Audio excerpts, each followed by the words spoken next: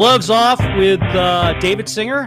I have a very, very, very, very special guest today, Alice Bravo, the Director of Transportation and Public Works in the Miami-Dade County. And I want to thank you for coming. Thank you for having me. Oh, anytime. And so we're going to be asking her some questions about transit in Dade County. First, we want to say something to her directly, and this requires no feedback, but I'm personally disheartened with the fact that you're leaving, and I appreciate your service. And it's bad that certain politicians are beholden to dark money and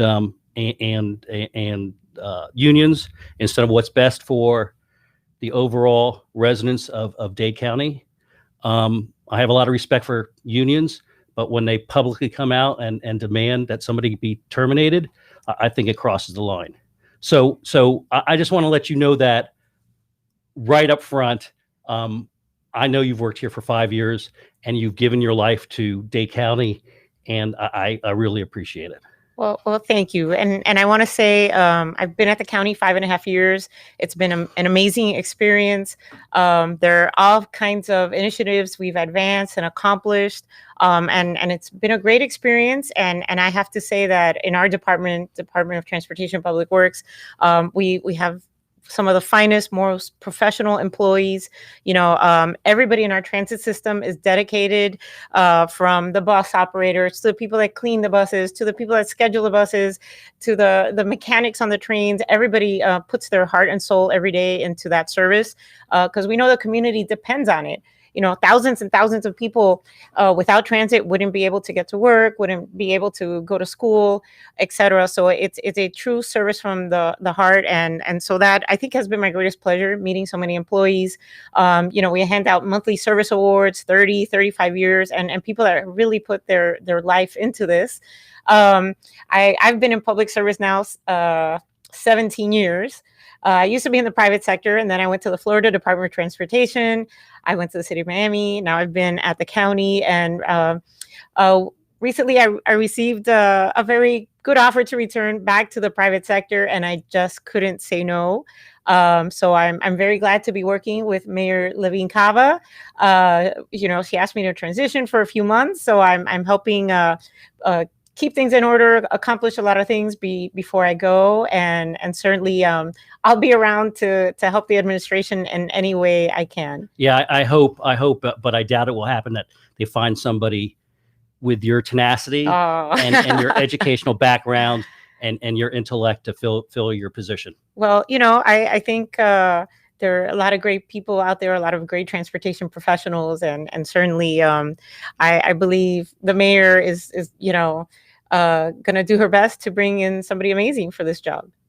We appreciate that. So let's start with a couple questions. I'm going to be a little bit, by the way, there'll be people emailing and us probably with some questions. We'll try to get to as many questions as humanly possible.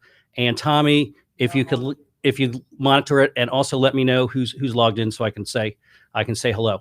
So tell us the last 5.5 years. And I've done a little bit of research. Matter of fact, I actually know that you went to University of Miami and you went to FIU. I've done some research. I'm balanced. And you're balanced, right? You got a master's degree at FIU and UM. You have your license in engineering. Yes. Yeah. See, I'm right on top of things, right?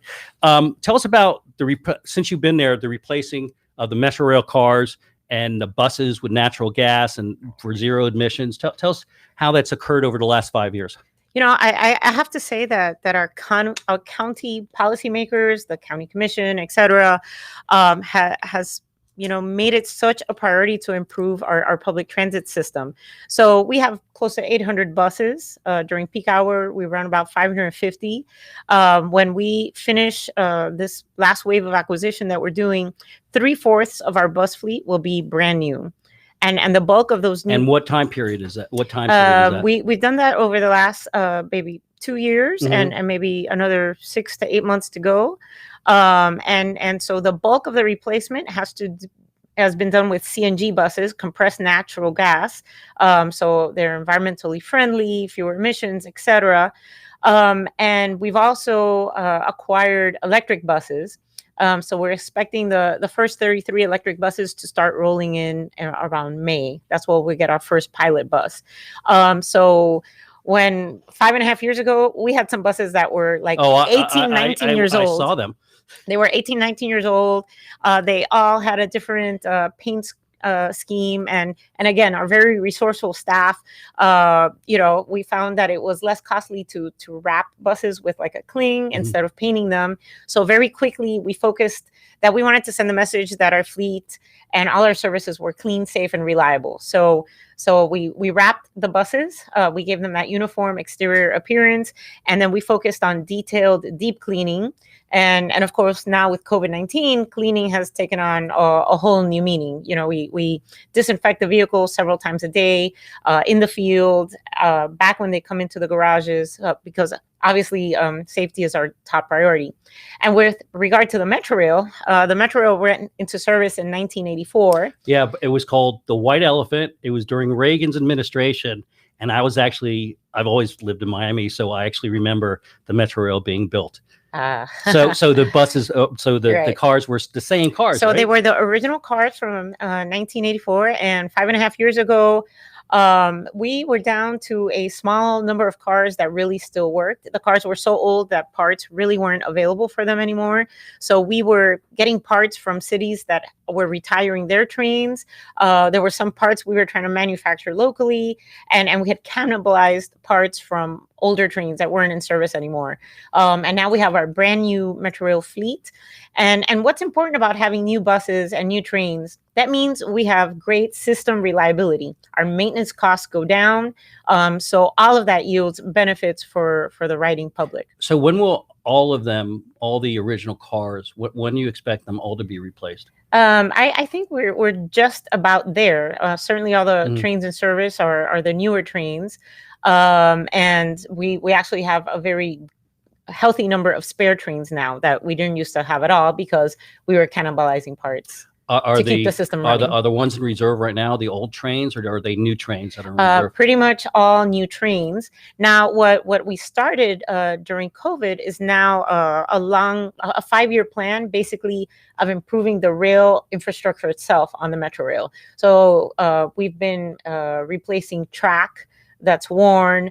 Now there's signals, electronic systems, switches, etc., that we're all replacing. So like I said, this is a 5-year capital initiative. And because of COVID, we reduced the hours, we reduced the frequency, and that gave us more flexibility to accelerate this rehab work. So we're going to continue refurbishing that. And there's actually something very similar planned for the Metromover. We're at the tail end of a procurement that will replace all the electronics, the computer systems, and everything on the Metromover that, again, is also original from 1984. So you'll see that the Metromover has different system outages, and a lot of that is just old cabling that's worn or fraying, or old computer systems that look like your Atari from 1984. So the Metromover will be going through that process. That's also going to be a 5-year process to retool the Metromover. So the Metrorail line was extended. Was that started before you came in office and finished up while you're in office? Or I know it was extended to the airport and down 112 and how did that come about? I'm not in office, but I'm sorry, not in office. You're right. I'm sorry. Right. When you were director. Yes. The extension of the Metrorail, there was an extension, I think, in the 2000s out to the Palmetto station. Mm-hmm. And then before I started here, we already had the extension to the airport, to the MIC, the Miami Intermodal Center, which is right next to the rental car facility. Sometimes life moves so fast, you try to place when things were done, and sometimes you're correct and sometimes you're not. And that's something very important with regard to everything, is the need for marketing. We've done a lot of partnering with people to try to get the word out. A lot of people have said to me over the years, oh, it'd be great if you extended the metro rail to the airport. Well, guess what? It's there. It's been there for a number of years, and it could be better utilized. So we want people to know that we have garages where you could leave your cars parked at a metro rail station for an extended period of time, because you're traveling to the airport, take your flight, go on your trip, come back, and your car will still be there at the metro rail garage. That's great, because parking at the airport garage is horrendous. Tell us about the SMART plan. So, well, you want to tell them what the acronym stands for? So the Strategic Miami Area Rapid Transit Plan, the SMART plan, is very important. You know, the metro rail, like I said, opened in 1984. And I think the county's population has at least doubled since then. And certainly we've grown in every direction out from what the metro rail covered. So it was important to come up with a plan that would extend rapid transit systems to all these growth areas. And by rapid transit, it could be a number of different modes. It could be a metro rail, it could be a light rail, it could be a streetcar, it could be a bus rapid transit. And basically for each one of these 6 SMART plan corridors, what we wanted to do was conduct an engineering study to pick the most appropriate mode for that corridor. So which are the corridors? So first of all, why is there a SMART plan?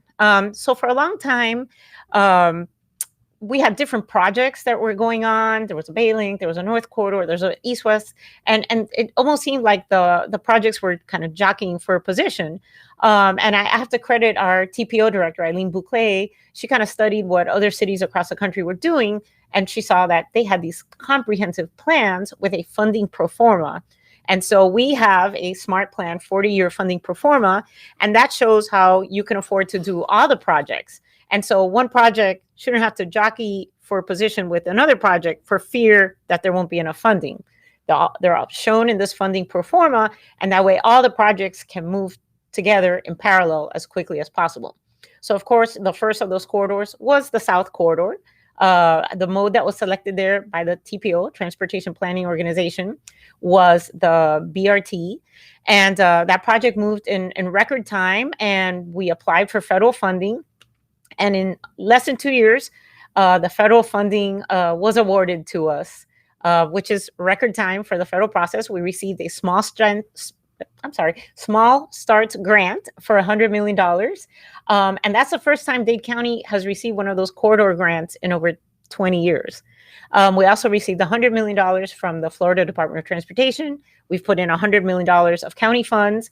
And so this $300 million project is going to provide rapid transit. We're going to provide safe, convenient stations, the same stations you would have for a rail project. In fact, this project is being planned with convertibility in mind. So we have 14 stations between Dadeland and Florida City. Sorry, explain convertibility. Convertibility. So this project, as I mentioned, we're going to have electric buses that run up in the corridor that are totally quiet.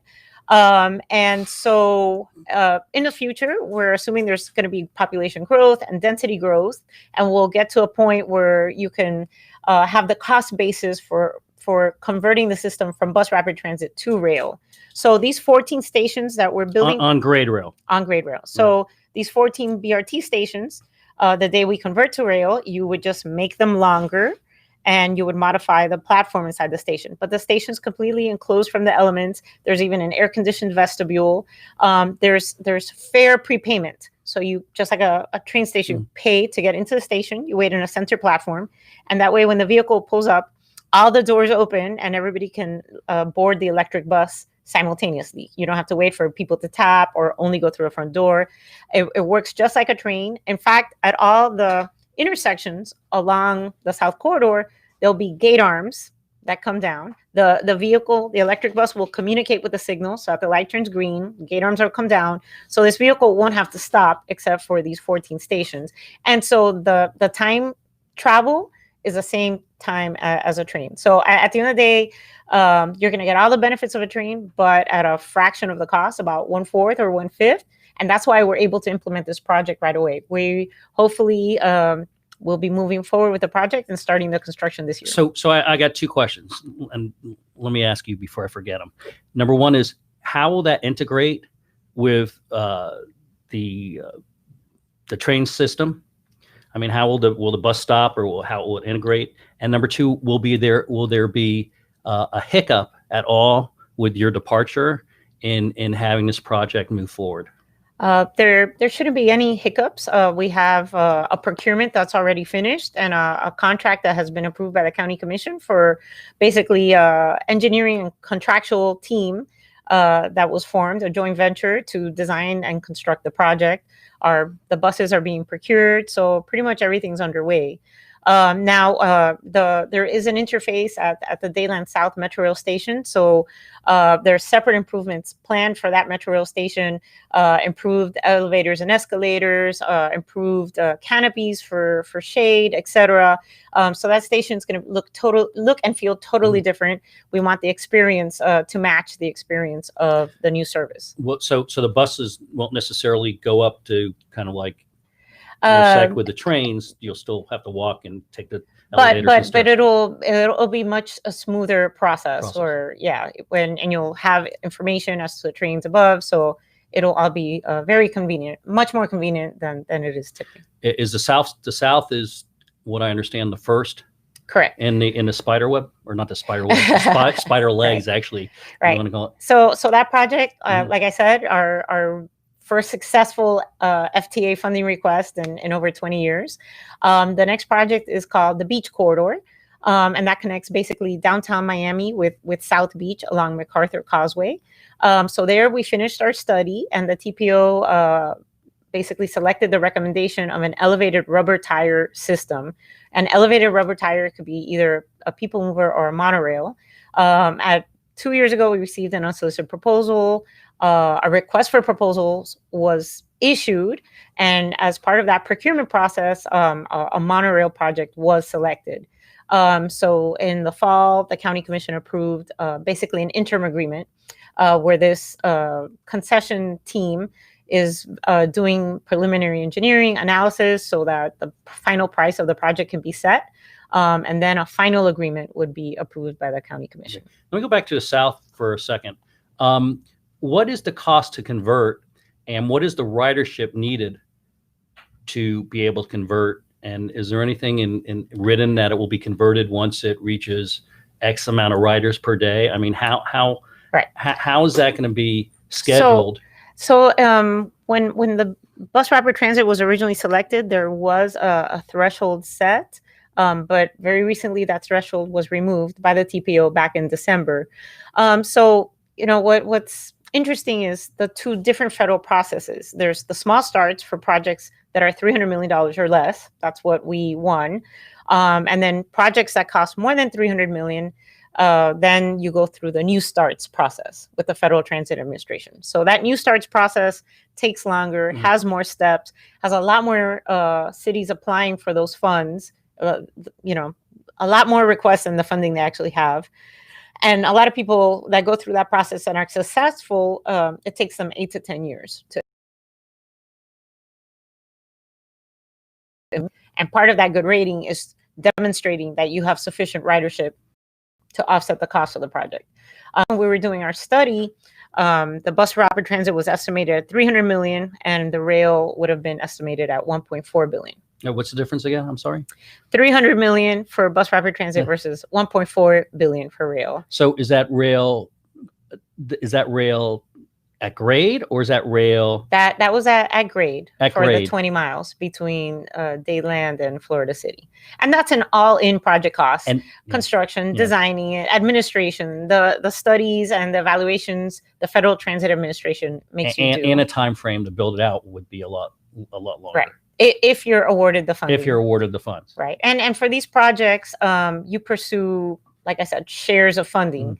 So let's say for that $1.4 billion project, you were pursuing 50% of it from the federal government, $700 million. Then you'd be pursuing another $350 million from the state. You don't necessarily. You might get it or you might not. Right. You might get a good rating on your project, but the state. Meanwhile, everybody's suffering, stuck in traffic. Right. Every day. So this project is a step towards rail because you're getting the stations, you're getting all those amenities at the stations, the signs that tell you when the next vehicles are coming. You have the climate control.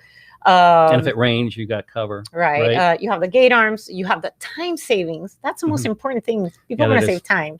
You're going to be on these electric buses. So now the neighbors along the corridor aren't going to complain about steel wheels grinding on tracks, the complaints we get along the Metro Rail.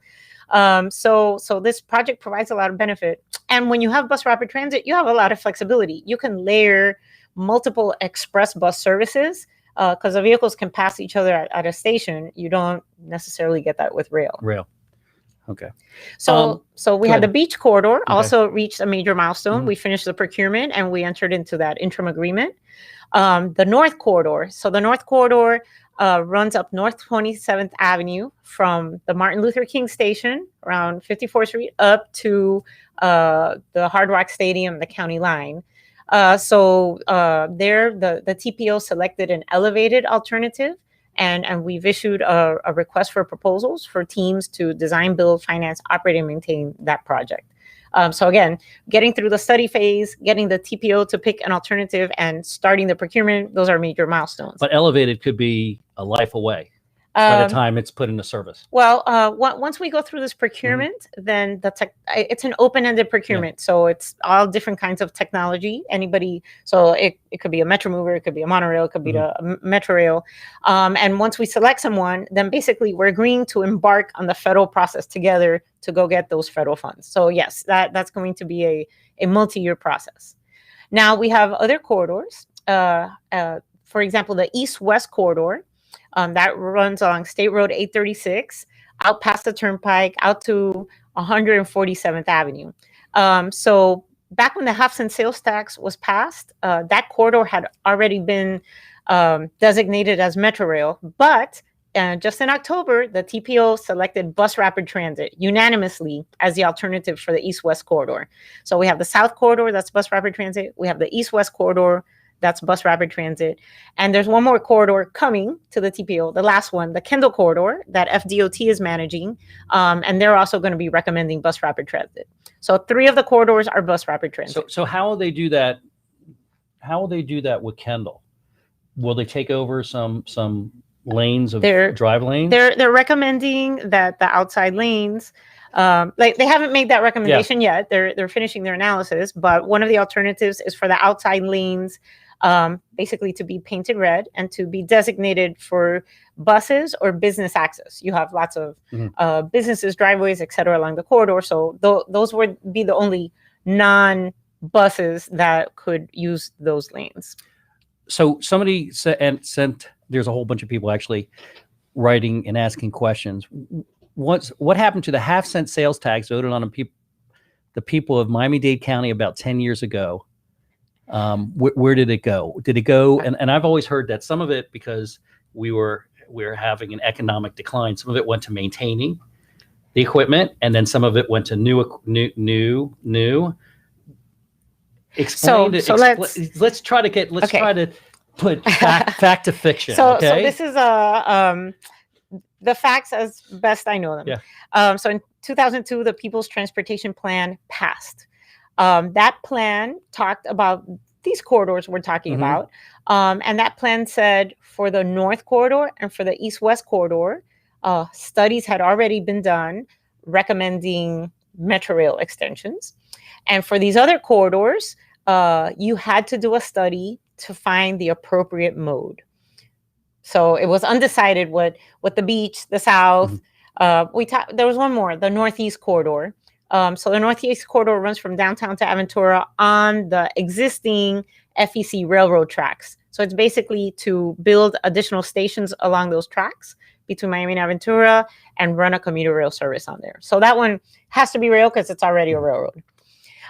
So the People's Transportation Plan had a lot of things. It said that these other corridors you should do a study to pick the mode. The East-West Corridor, they said Metro Rail, but now we've changed that. And in October, we picked bus rapid transit for the East-West Corridor. The People's Transportation Plan talked about purchasing new vehicles. It talked about roadway improvements, new roads, widening roads, intersection improvements in neighborhoods. There were all kinds of things that were approved in that People's Transportation Plan. And for these big corridors, it was known that that the half penny was not enough, that you would need federal and state funding. And the only way to get federal and state funding is to do these studies and to go through their process. That's been clear for decades. You have to follow the Federal Transit Administration process if you want federal funding for your project. So in 2007, 2008, the economy, as everybody knows, was bad. Global financial meltdown. A lot of people, the price of fuel went through the roof, and people simply here couldn't afford to have a car. Bus ridership went through the roof during those years. And yes, there were some of this half penny. There was something called unification, where half penny went into operations to get through that period. And over the years, that's been undone. So it's not happening anymore. Not happening anymore. When Alex Pinellas was mayor, we all were told that we'd have all this transportation improvements, and somehow it just seemed like that half cent wasn't used where it was supposed to be used. And then it seems like since you've been on board the last 5.5 years, you have started using that for what the intended purpose was. I think there was collected $2.7 billion Right. or Well, over the last 18 years. I think that movement started before I got to the county.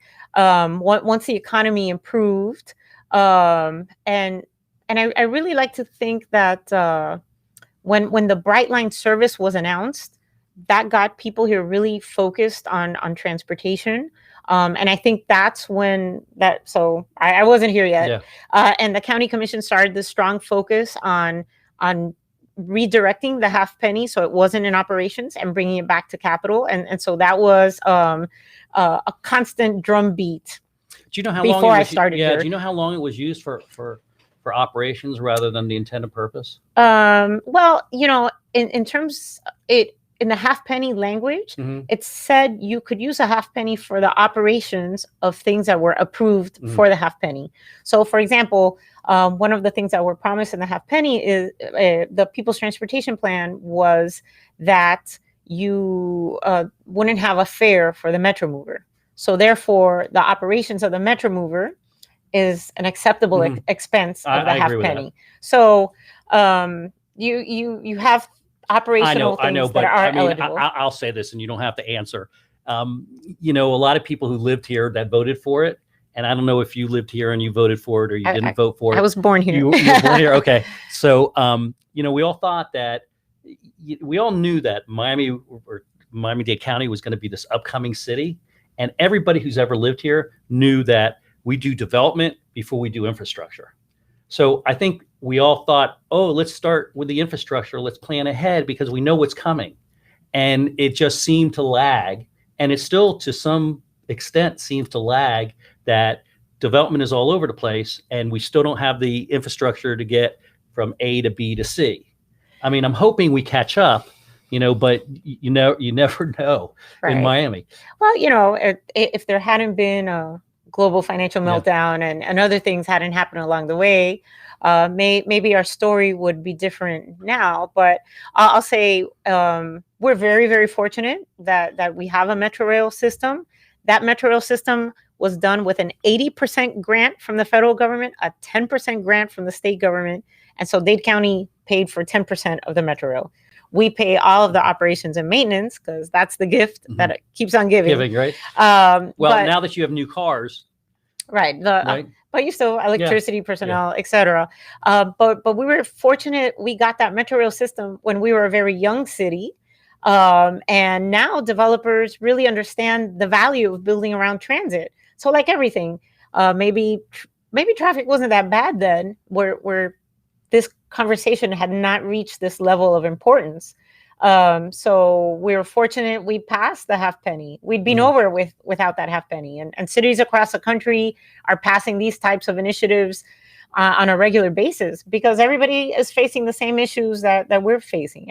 Every city has grown across the country and is facing these congestion issues. So right now, I think there's 50,000 Miami-Dade residents that use the public transportation. Is that accurate? Our boardings on the Metro Rail, our pre-COVID, we were in a 60,000 range. Boardings on buses was in a 180,000 range. And boardings is how many times somebody gets on a bus or a train. So obviously you could get on a train and a bus on a given day. So it's hard to say exactly the specific number of passengers. So, and I think 1.3 million people drive to work in a car. Some statistic that I read. Okay. So how do you increase the amount of people that take public transportation rather than sit in their car? What do you need to do to get them to switch and put down the keys? So I think the first thing, like we talked about, is marketing awareness. People need to know that we have a great transit system, that the Metro Rail runs to the airport, that we have amazing apps that can plan your whole trip for you. It's called Go Miami-Dade. That app includes security alert systems. It includes Apple Pay. If you have a credit card that's contactless payment, you can tap and use the fare. So we created, and through our app, a customer reward system, again, to help promote what we have. And besides that, like I said, people want clean, safe, reliable, and they want to save time. I think that's the number one incentive for someone to leave their car at home. I mean, we have to acknowledge there's a convenience to having a car, right? You can take things with you. You can do multiple trips. You don't have to wait. But if you have a regular commute, we want you to see transit as a real reliable option. So that's what our goal is, for Dade County to be a car optional community. You don't have to have a car to get around. So something else we're doing is working on a bus network redesign. So we've partnered with the Transit Alliance. We've hired a consultant that has done these kinds of redesigns across the country. And basically, we're going to retool the bus routes to hopefully make them more convenient, increase the frequency. If there's a bus every 5 or 10 minutes, well, you don't really have to worry about your transfer. And it's going to be easier to get to where you're going. So hopefully that system or that network redesign is implemented by the end of this year. And you see a lot more people using transit. Speaking of redesign, stoplights, they're supposed to all be programmed dependent upon the traffic. Where are we in that endeavor on, say, US 1? Well, so several things happened. We started an initiative to basically retime all the signals on the major corridors. And that's an iterative process done with traffic engineers and analysis, and you run models and software and you change that signal timing. But then we did a pilot project for something called smart signals. So the smart signal, instead of being on a pre-timed clock, it actually has sensors and detectors, and it can tell if cars are backing up more in one direction than the other. And the computer itself starts changing the signal timing to make that intersection as efficient as possible. And then there's communication down the corridor so that you can hit more green lights and you have better continuity and traffic flow. So of those 300 pilot intersections, US 1 was one of them. And we've seen a great time savings, I think up to 15 minutes during the peak hour. We also use that same technology on the South Dade Transitway. Right now, the buses are communicating with the signals and getting transit signal priority. So sometimes they get the green sooner, or sometimes the red ends sooner, so that the bus gets through. And with that alone, the buses on the South Dade Transitway got a 25% time savings. Really? Yes. So then, do you know what the cars have achieved? Well, on US 1, it's like a 15-minute time savings. And then we did a few other corridors. So now we did a massive procurement with about $160 million.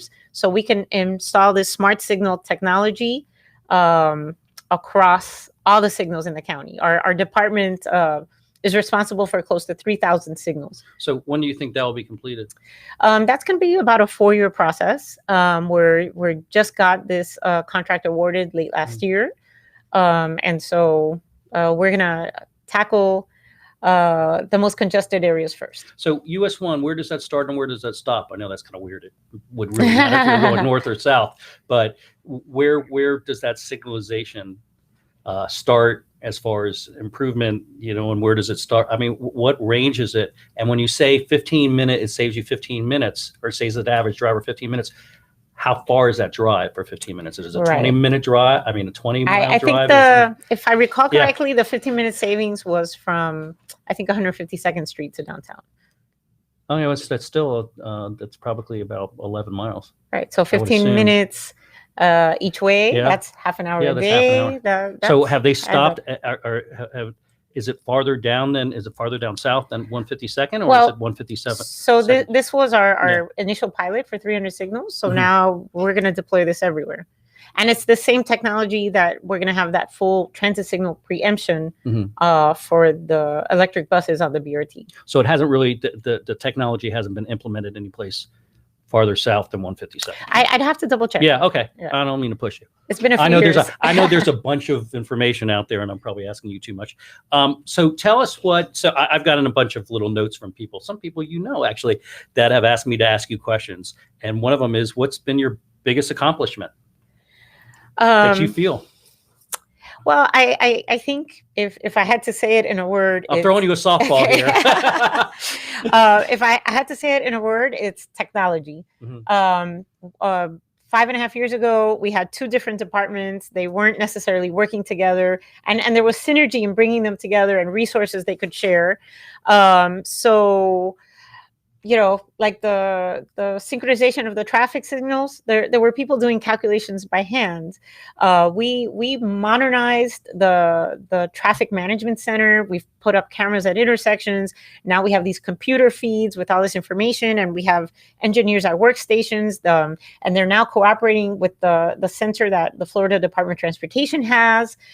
So we're using software, et cetera, to make things better.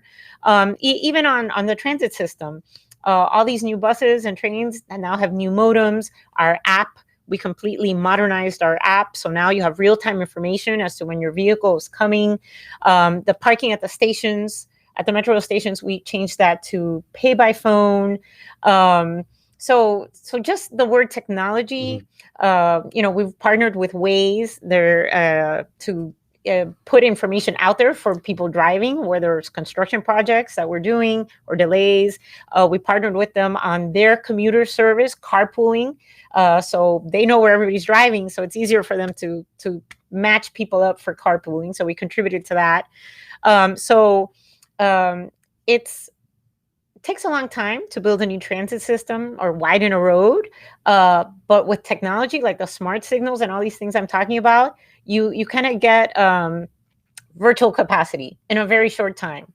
So our focus was that anything and everything technological that was available out there to improve mobility in Miami-Dade County, we wanted to find it, we wanted to implement it, and we're on this track forever. This course of a mobility management agency, this is a framework that has been implemented and will completely continue moving by forward. The commission.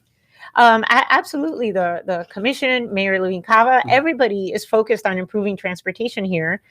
So any resource or tool that's out there that is available to us, we've implemented it and we'll continue doing that into the future. So Miami-Dade County has been nationally recognized for being a leader, a trendsetter in terms of advancing all these technologies. We've also put a strong focus on pedestrian, bicycle amenities. We're the only county that's or the first county that became a member of something called NACTO, which is the National Association of Cities focused on pedestrian and urban issues. We've created new guidelines. We've adopted a Vision Zero philosophy, which means we want to eliminate all car crashes or incidents or injuries associated with bicycle pedestrian use of our transportation system. So I think there were a lot of things that we're a lot of work done in 5.5 years. We're as forerunners now, and I have to say, even with the Federal Transit Administration, at one point, Dade County had issues with the FTA in terms of reimbursement of funds, and there were higher levels of scrutiny being applied to Dade County because of those past issues. That's all been cleaned up. The FTA has seen how we've followed the process for these corridors on the SMART plan, and they're taking us very seriously now.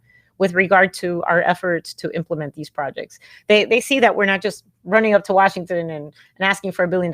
We're following their process, and they're rewarding us for that. Okay, here's a pie in the sky question. Thank you, Ed Silva. He asked, if you had the money, what mode of transportation would you pick for each corridor? If you had an unlimited amount of money. This is my friend Ed. If we had unlimited amount of money, I think the smartest way to have great transportation is to have great land use. So as you mentioned, a lot of growth occurred here before the land use occurred, or before the infrastructure was implemented. So say you live here, and let's say there's a rapid transit corridor there, but that's 3/4 of a mile away. Are you going to walk there? No, it's too hot. You're like, etc. So saying that you have this mode or the other mode is not the end-all solution that fixes everything. What's important is that connectivity. Mm-hmm. So we're seeing the land use changing around the transit systems. Finally, we're getting development and density around the metro rail stations. So we've piloted a new project, and it's called Connect Miami-Dade, Go Miami-Dade. We have something called Go Nightly. And so these are pilot projects where basically we have flexible route circulators. So the idea is, instead of you walking or getting yourself to this trolley or bus route that goes back and forth, we have flexible route vehicles that maybe don't pick you up at your house, but maybe pick you up a block or two away, along with some of your other neighbors. And then that takes you to the major transit corridor. So once you're on that transit corridor and you're in a dedicated right-of-way, whether it's BRT or rail, you're getting that same time savings. That's the transit network of the future. That's how you get people out of the cars. It's what everybody talks about. The first mile, last mile issue. That is the paramount issue to getting people to use transit. Yeah, it's also the transfer time, right? So when I asked you how you connect, the metro rail to the buses, right? Okay. It's about frequency of the service. Yeah, I mean, right. How long does it take for you to get out of a bus and walk up the stairs or go on an escalator and get into, and then you got to wait for a train? But if each of those vehicles are coming in and out every 5 minutes, then it doesn't matter, because you do that at Washington, D.C. If any train station in Washington, you have to go from this level to that level to transfer the other line. You do that in New York City. You do that in Paris. You do it in London. Anywhere where there's a robust transit system, you have to go up or down one level to get from one line to the other. So COVID is going to eventually end. Knock on wood, as my mom would say. What do you expect the increased traffic? We're going to go back to the traffic. I mean, I live in Palmetto Bay and I drive to Coconut Grove, and it was an hour drive every day. I think it's 17 miles. Today, it takes me a half an hour. What are we doing specifically to make sure that in September, I know you have a time limit, so you can watch the clock. September of 2021, when hopefully COVID's gone, the majority of people are going back to their offices. Well, I think in to that end, the world has changed. And I'll tell you, being in transportation right out of college, people were always talking about, how do we get people to carpool? Mm-hmm. How do we get people to telecommute? And now telecommute is called Zoom or Teams or any one of these apps we're all using, because it's about efficiency and the best use of people's time. So I think for a long time, employers resisted telecommuting because, how do you really gauge the productivity of your workers? And from everybody I hear, wow, my business, my workers, my staff, we're more productive now than before. We're getting more work done than before by being virtual. No, people aren't stuck in a car for 2 hours a day. Right. I mean, that could be it. Right. And so I hope that is something good that comes out of COVID-19, that people will embrace working virtually. because that goes a long way to reducing congestion and improving our mobility. And let's keep something in mind. And on the roads, we're also moving goods. So the more people that either work virtually or use transit, we reduce the congestion on the roads, and now we can move our goods around, which helps our economy. Okay, so there's a couple other questions, and I don't want to finish it up because I know you have to go about some questions about Palmetto Bay, which I know you'll love. Alice, in your tender, what is it's up there. What's your favorite accomplishment? Oh, I already asked her that. Thank you. Okay, Bob Bazzelli. Hi, Bob. Why no flyovers in South Dade like in the Aventura area? Well, I presume we're talking about flyovers for US 1. And US 1 is a state road. So there's a process for planning those things. But if you've seen the flyover in Aventura, it has concrete retaining walls on either side of it. Starts looking a lot like a highway. And, that now becomes a community impact issue. I know that maybe 10 years ago, the Florida Department of Transportation was looking into flyovers, I think along 8th Street, and they were shot down by the public. No, keep our arterial the way it is. We don't want elevator bridges. Here's a long one from Bill Cassell. In your professional opinion, were there any drawbacks to residents by completing the long recommended bridge on 87th Avenue and Palmetto Bay? The time, money, savings, and safety enhancements were massive. This appeared to be a political-driven decision and not a decision based on a proven scientific method or decades of professional recommendations by numerous organizations. The chief complaint was that the traffic congestion would simply move a few blocks north of the bridge. Please take a moment to discuss how this was proven false many times by comprehensive modeling. In other words, we're talking about the bridges. The bridges never. The bridge situation. The famous bridge. And the bridge situation in Palmetto Bay never leaves. All right. Well, I'll say this: with any transportation project, you go through a process. There's the technical need, there's the engineering, and then you evaluate the impacts. Right. In some places, we've talked about new highways or rail project or things, and they got shot down because of the community concerns surrounding that project. So that's why studies are done. That's why information is taken to the Transportation Planning Organization. And basically it's those members at the TPO that have to weigh, the benefits with the impacts and reach those policy decisions. They're representing the entire county. And so they have to weigh those county-wide concerns. Listen, everybody knows, and I'll put this on the table, I was always against a one bridge, but I was for the 4 bridges. And I never understood why it was not looked at a little bit more carefully, not just putting one bridge on 87th, but completing 77th Avenue. There's 2 bridges could be there, and I think there was another location for another bridge. Why that's never been looked at more thoroughly, since people from Cutler Bay who are stuck in their cars and people from District 3 and Palmetto Bay who are stuck in their cars cannot get north during the morning or get home. And I mentioned numerous times, I watched somebody sit in their car, couldn't even back out for half an hour because of the amount of traffic. Well, hopefully we'll get a lot of those people riding the South Corridor BRT, and we'll see some improvement in that area. Do you think there's any possible way that Dade County will look at putting in 3 or 4 bridges in Palmetto Bay in the future? Again, we have a transportation planning organization, and that's where these things are vetted and they're put into the pipeline, and then that's where the process begins. How about we were talking about circles on Old Cutler, and I know those are moving forward. Those are moving forward. You want to explain where those are going to be and what kind of time enhancement? Well, right now we're going through basically the property acquisition process, because at each one of these circles, there's some impacts on the corners. So as soon as we get through that, we want to finish off the design and put them out to bid. So I guess you could see those done probably in a couple of years. A couple of years. I got a couple other questions. Sorry. Okay. Were the circulars and freebies always intended on the busway? I guess those are the freebies that, run out of Pinecrest, Palmetto Bay, and I'm sure Cutler Bay? Well, once we have a full bus rapid transit system, we expect those modes to connect to the busway, but not be on the busway.